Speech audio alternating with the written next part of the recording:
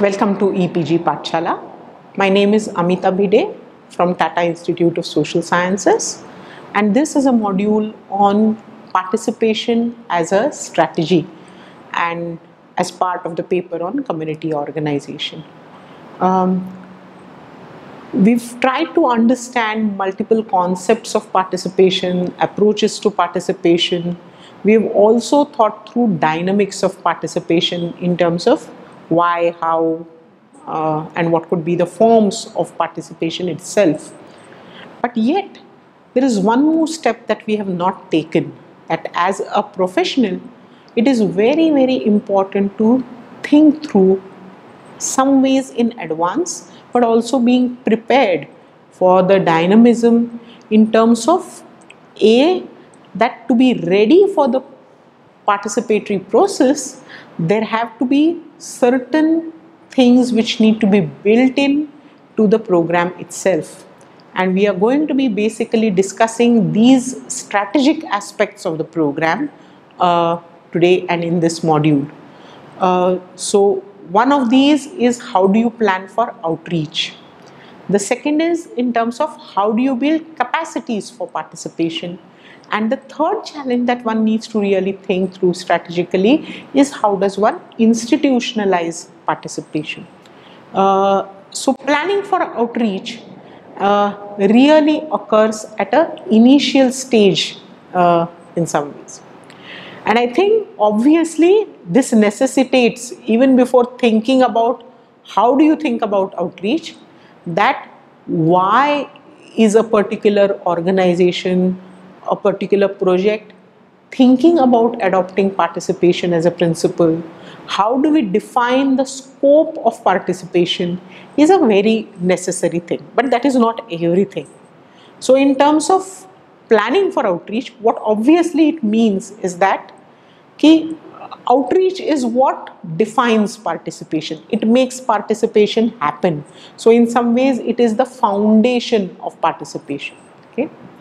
So you need to plan for it both as an ongoing activity.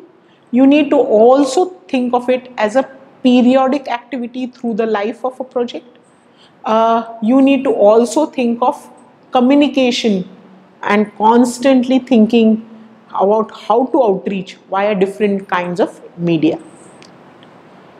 The second aspect of it is thinking about some component of a physical presence. And when I'm talking about physical presence, it may be the presence of particular people, or it may be the presence of particular structures as well. This is where you kind of get together, this is where becomes the space of outreach, which has to be accessible. And obviously in all of this, the form of outreach, the mode of outreach, the timing of outreach, and the politics of outreach really matter.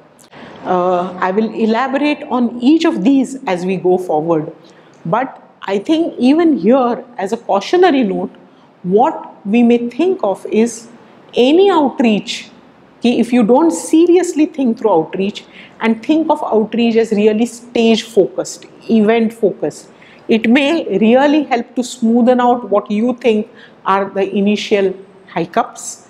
But on the other hand, it may alienate most of the people whom you actually want to be your partners and your participants.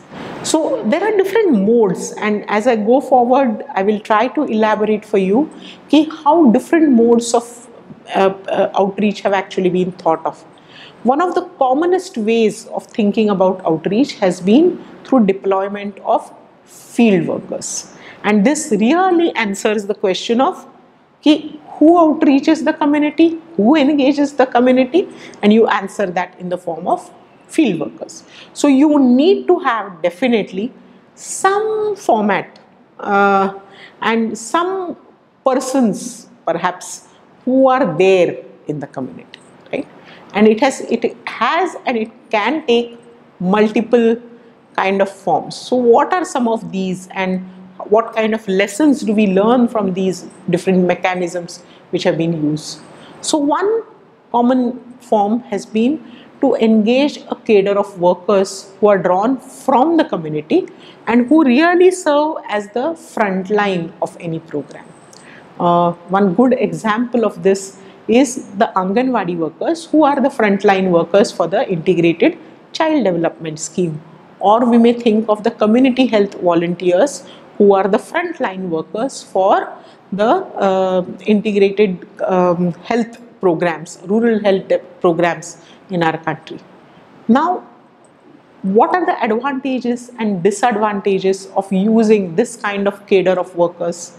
The advantage is obviously that these are people who are drawn from the community itself, and therefore they are able to reach out to people in their own language, in their own cultures, in their own forms, and that's a very, very important advantage.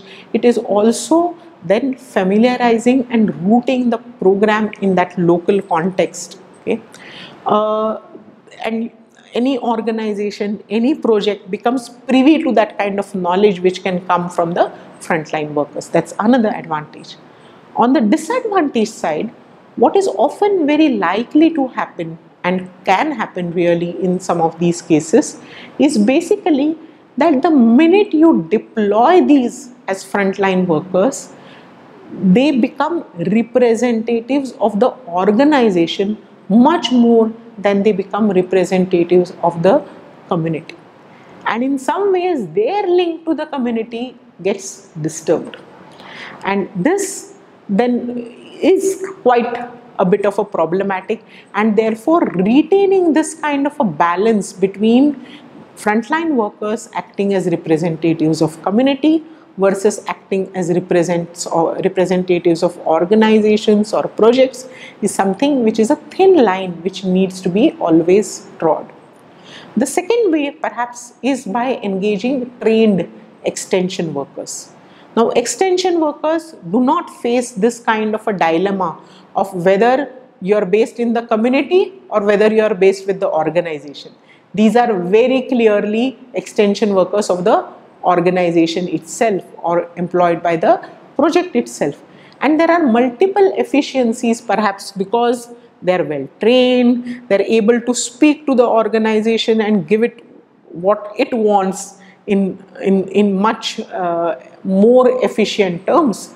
But on the other hand, these kind of people may also face a challenge in terms of acculturation in the community because they are distant from the community. One example of this is all over the country today, we have extension workers in the form of Gram Sevaks. And Gram Sevaks are graduates who are trained by the government organization and who take development programs to villages.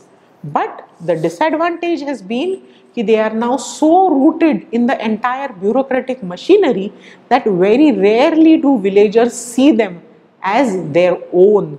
Okay? So this is one big disadvantage of engaging trained extension workers. A third form may be that you engage community-based organizations themselves. Okay? And so now you are going the other way. So if cadre of field workers was like a midway thing, partly balancing community, partly balancing organization, trained extension workers are tilted much more towards the organization. This third form is tilted much more towards the community. So we are directly engaging community-based organizations who are representing some local initiative, leadership. The challenge of these is some of the CBOs may represent only a segment of the community and they may be a barrier to a larger outreach because now you have kind of engaged this segment. It is that segment which also tries to corner a whole lot of things, or things also get associated culturally with a particular group and therefore becomes inimical to others. There are some other strategies also. For example, there are specialist institutions sometimes and you entrust an entire outreach program and the overall participatory component to NGOs or to perhaps specialists like consultants. And this is often again a strategy which is used by international organizations and development organizations. And in these cases also there has to be some thinking through, because NGOs do bring with them a whole lot of soft skills, they do bring with them a whole lot of programmatic skills, but we need to recognize that always participation has to be seen and introduced as something which is rooted within local cultures. One cannot always assume that participation is only a skill set which can be kind of brought in neutrally by any actor.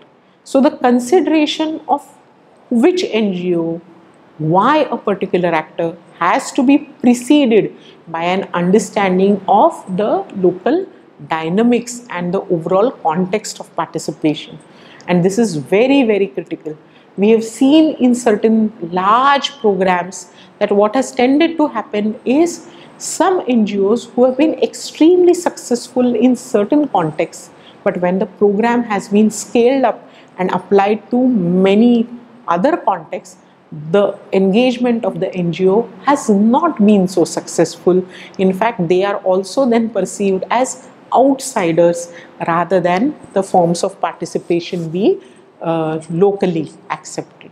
The next dimension really of outreach is that whatever you may talk of, whether there are field workers or whether you engage CBOs or whoever, basically at a larger level where projects need to balance the technical with the social, because what you are bringing into the project through participation is really a social dimension, a processual dimension, a much more dynamic dimension which would go along with all that is technical and coming from top.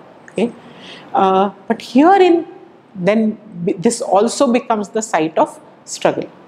Very, very frequently projects are seen really as technical, and the role of the social is seen as justifying the technical. So social becomes an entry point, whereas the technical is seen to be the real project in some ways. And when these kind of issues, and these get reflected in multiple ways. For example, you may basically value the technical people and personnel in a project much more than those who are linked with the community. For example, in sanitation programs, in water programs, you may value and place the engineers on top while locating the community practitioners and those who are linked with the community in a much smaller space, lesser in terms of the hierarchy. And this creates, I think, an imbalance, a lopsidedness in the team and its worldview, because they lose out on local knowledge, and obviously there are reduced spaces of participation. This also gets reflected sometimes in terms of the actual knowledge which gets into decision making. And there too, when you see the technical knowledge as supreme, so in a health program, when you value that the doctor is kind of sitting on top, whereas everyone else who is kind of either in a para field or who are linked with the people themselves as less valued, this tends to affect the way in which you overall design the project, implement the project, and the kind of value then that participation itself has. And so the third part in terms of balancing the technical and the social is what time is the social brought in. Okay? And often one may see that the technical is present in the project right from the inception, right when key decisions are being made, whereas the social is brought in when it is the time for implementation, or even more than implementation, when a rollout on physical site is about to happen.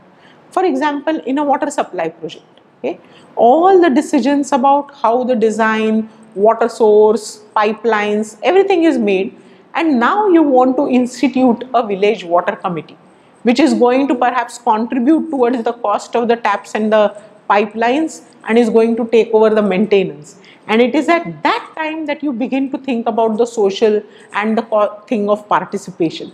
And it may be too late, because people may also begin to question the entire way in which the project itself has been thought of. And that kind of a space needs to be definitely created. We move now to the next aspect of participation. In thinking about participation as a strategy, how do you build capacities for participation? And when we envisage participation as a co-production process, then obviously both organizations which are implementing participatory projects and designing them, as well as people who are participating in these, for both of them these are new experiences, and therefore the entire aspect of capacity building actually emerges, and it's a distinct orientation.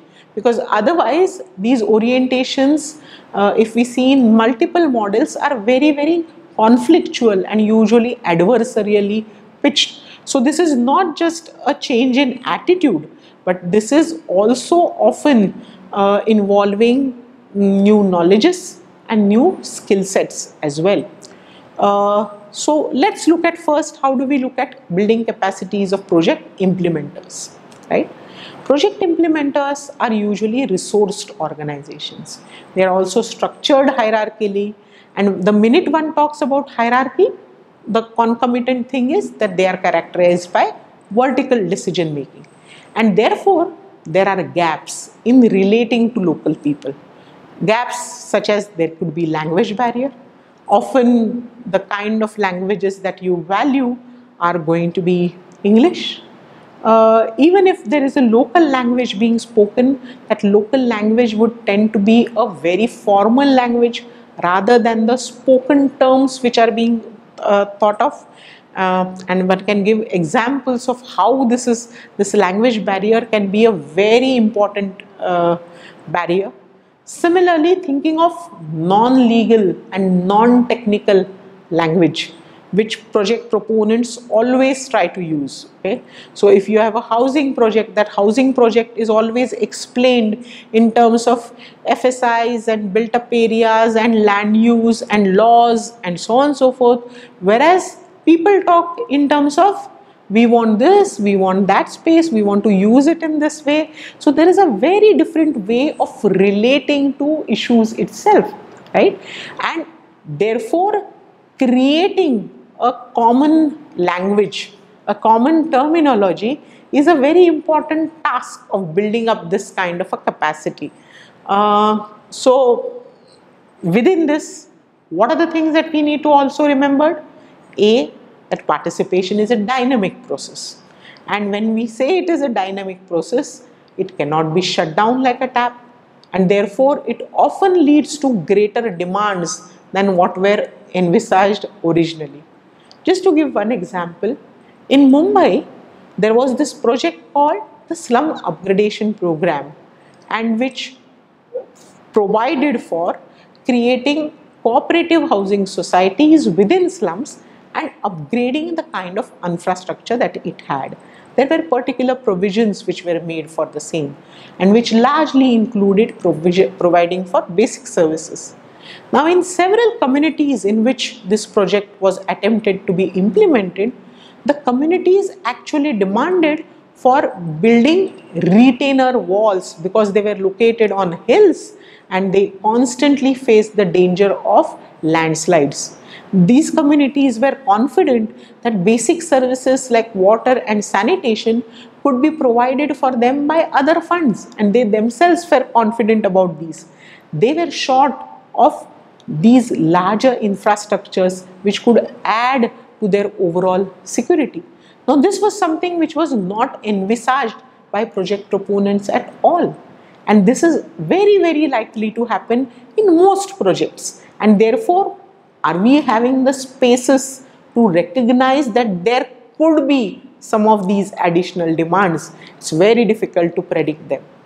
The second thing that is very interesting is, and important to remember, is that capacity building for participation needs to be privileged not just at the bottom level, which is often done, but it needs to be privileged right from the top. Do we recognize participation as important? Then that importance needs to come from the top decision making and then filter down right to the bottom. The second part of building up capacities is to look at capacities of communities. Now, communities really are agents in some ways. So, participation involves when communities become actors. They are not just victims of change, but they really become agents who are scripting their own change, and they become partners of that. And what it means then is to restore to communities the agency to act in their own collective interests. Something which is they have ceded, or the way in which the political process has evolved, where the state has taken over the capacity to determine what is development and to implement development projects. Building capacity of community means that they become actors and partners in this process. So for this then, what is very interesting is how do we give communities those tools, those instruments and those knowledges by which they can speak to people, they can speak to institutions, they can speak to agencies who are determining their own destiny and the community's destiny. One very interesting example of this is the award-winning work of an organization called SPARK, which stands for Society for Promotion of Area Resource Centers. Now, what SPARK has done is that it has basically enabled communities to self-enumerate, and by self-enumeration they have enabled slum communities which are very, very invisible within the whole data picture, policy picture of urban areas, to actually emerge as very legitimate actors and who are people with ideas and very pragmatic solutions to problems which are otherwise considered intractable. And therefore, this kind of enumeration becomes a tool. There are other organizations which have experimented with mapping, this very interesting example of how communities along the coast, fishermen communities along the coast, have mapped their coastlines and brought this to the notice of the CRZ authorities, the coastal regulation zones, and have forced them into taking decisions which are also accommodative of the local fisherfolk interests. So this is a very, very interesting dimension of building capacity. The second, I think, is to also bring in the cautionary note that communities themselves are not homogeneous. They have hierarchy and there is also inequity within communities. So we need to think of capacity building as also a project of building more democratic and more inclusive modes of working and of decision making within the communities. And this really requires significant amount of capacity building. So what does this kind of capacity building involve? It means that A, you have to build confidence in communities. B, confidence that they can relate, because dealing with internal conflict is often much more difficult than dealing with even structural and conflict with external actors. The second is, how do you deal with prejudice? Okay? Because you will find out in communities that there are set ideas about what is it that women can do, how is it that particular groups behave, whether they belong to different religion, sometimes belonging to a different caste group, belonging to a different ethnic group like a tribal group. And it's very difficult to bring this around sometimes. Sometimes these conflicts are articulated, but sometimes these are conflicts and prejudices which are also silent, and therefore one has to build capacity on this over a period of time. I'll come to the final dimension, and this final dimension is really key. From talking about participation in projects, one is now thinking of how does one mainstream participation, how does one institutionalize participation for a larger goal. So what does this institutionalization mean? It means that how do you program participation into an organizational design, into an operational protocol of organizations or societies. Second, it is basically building rhythms and rituals of participation, and which are accessible, familiar, and therefore can be sustained. And finally, institutionalization also implies that participation has to be open to adaptation, and it can creating a space which can actually change over time. So it has to be able to create that, otherwise then participation will only remain projectified. It lives as long as the project is, and post the project there is no life, afterlife to participation at all. Now, having talked about institutionalization, I mean this is all that it involves, but often it is very, very difficult to institutionalize. So what are the different ways and debates around institutionalizing participation? One of the ways in which this has been thought of is to create a space for participation through forums of different kinds. Okay, I'll again try to give examples here and think about how do we think through creation of forums. So one is really creating spaces, social spaces, and legitimating them through an operational or an institutional protocol. I think one of the most classic cases here of creating such a social space, a participatory space, is that of a Gram Sabha, which has now been institutionalized through all the Panchayati Raj Acts post the 73rd Amendment, and this Gram Sabha has also been given a certain legitimacy through when it should be conducted, who conducts it, what should be done, and so on and so forth. Okay, but it can happen that you create participatory forums, but at the same time the way you mobilize, the way you generate other practices of participation are not oriented towards genuine participation. So therefore you will see in the case of a lot of Gram Sabhas that these are organized really as ritualistic exercises. So the 15th August, the Independence Day celebration, or the 26th January celebration, mask for village assemblies. So which is really something where you create a forum, but then you waste away that forum because your mobilizational practice is not something which is in sync with this larger spirit of participation. The second is in terms of what should be the nature of a forum. And one of the classic examples linked to this is in the 1980s, as many governments and NGOs started adopting participation as a key strategy, a very frequent experience was that you would see multiple forums for participation in a village. So there would be joint forest management committees, there would be drinking water committees, NGOs would start, or the Gram Panchayat would start an education forum, then there were watershed management forums, and all of these multiple forums existing separate from another locally elected Gram Panchayat. Okay? And none of these would link to the Gram Panchayat in any way, and there were these multiple forums which actually create a divisiveness of their own. And therefore, the formation of a forum has to be preceded by a very careful thought to the nature, to its representativeness, and most importantly to the dynamism of existing forums. What are the pre-existing forums of participation? Is there a need for a separate forum, or should we is any of the existing forums, one could use that, one could develop that in a different way? So this is something that one needs to really think through.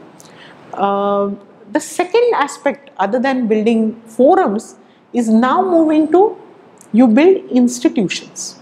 Now building of institutions is very significant for the afterlife of participation, because it basically sustains that participation. So this is important from the point of view of the afterlife of that participatory effort. And it can take multiple legal and associational forms. So it can be a cooperative, it can be an association, a union, a society, a company. So it can be multiple things. But sustaining an institution is not just forming a legal space. It involves adequate preparation in terms of the managerial and the strategic capacities. It also requires a very careful thinking through of what are the financial and physical resources which are available to this potential institution, and a commitment to shared goals and values. Okay? Because often what happens is, you form institutions, you assume that these institutions are going to sustain the effort, but these institutions then are very incapable of sustaining themselves, and they get caught up within their own logic, their own competition, and we need to recognize this. We finally get into another aspect of institutionalization, which is mainstreaming. And mainstreaming involves another dimension, which is scaling up and sustaining. And what this means is that the participatory process which has been initiated has to become a part of the operational fabric of the institution. So one of the key things and one main principles really of mainstreaming is that it cannot be a last minute thought, that you are coming to the final phase of the project and then you are beginning to think about how to mainstream it. It has to be part of a planned strategy right from the beginning. And finally, it requires an organizational commitment to the idea of participation, and how modes of participation need to be a part of the organizational protocols. A very interesting example here is that the Commissioner of Pune in 2010 initiated a participatory budgeting process. Now this was an individual's initiative, a leader's initiative, but this leader took care to see that he collaborated with a NGO, a Center for Environment Education in Pune, and they created the space in such a way that it facilitated the creation of formats, that there was a whole lot of citizenship education and other stakeholder education, like the municipal councillors, several other corporates. All of these stakeholders were educated on how the budgetary process would actually take place, and this helped citizens to articulate their own demands into projects, which was a significant amount of capacity building. Because one can make demands, I want this, I want that, but to move beyond that, to articulate it into saying, for this demand there is this project requires so much money, and the way it would be mainstream, this really requires some thinking through. So this is a very, very interesting example of a mainstreaming of participation, and which often is bypassed, which is often not thought through, more because it is not thought of at the initial stage. And this cannot be a last minute knee-jerk kind of a thought that now participation needs to be mainstream. So finally, we need to think that and recognize that what is participation? That dynamism, unpredictability, unevenness are hallmarks of a participatory process. You cannot have participation process does not mean that right from beginning to end you have a few thousand people always participating in the process. It may start as a trickle. There are points at which it may have thousands of people. There may be others where people are not participating and it's so turbulent that there are conflicts constantly, and there may be other points where it is going very, very smooth. People are committed, all participating in particular project. So we need to understand that these are really hallmarks of a participatory process, and this needs to be accepted. What is important is that community organizers need to have faith in the potential of participation, and they need to constantly and creatively think of ways and means by which the level of and depth of participation can be gauged, and then how it can be enhanced and institutionalized. At the same time, recognizing that the position and the location of the organizer within the project itself is very critical in affording the space that it requires for these kind of decisions. You can refer the text for this for many further references. Thank you.